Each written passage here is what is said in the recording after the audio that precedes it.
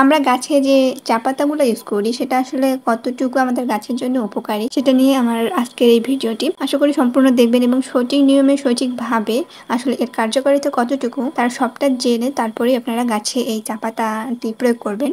আমরা সাধারণত যেটা করে থাকি যে চা বানানোর পরে সেই উচ্ছিষ্ট অংশটুকু আমরা শুকিয়ে তারপর গাছের মধ্যে প্রয়োগ করি। আসলে সঠিক নিয়ম কিন্তু এটা না। তো আমি ছোট্ট একটা হিসাবের মাধ্যমে বুঝিয়ে দিচ্ছি।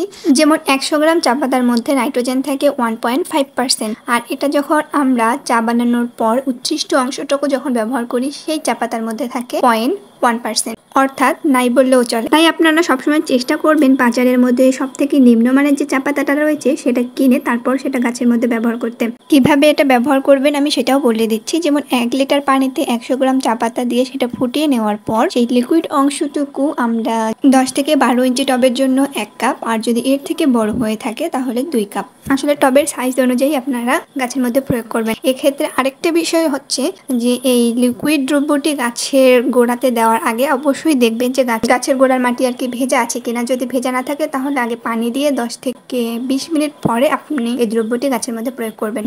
আর এই চা পাতাটা কিন্তু আমরা এজন্যই ব্যবহার করি যে যখন গাছের বৃদ্ধির প্রয়োজন পড়ে তখন, অর্থাৎ এই চা পাতায় থাকা নাইট্রোজেন গাছের বৃদ্ধিতে সহায়তা করে। আর এক্ষেত্রে আরেকটা বিষয় হচ্ছে যখন গাছে ফুল এবং ফল ধরার সময় চলে আসবে তখন অবশ্যই আপনারা এই চা পাতা ব্যবহার থেকে দূরে থাকবেন।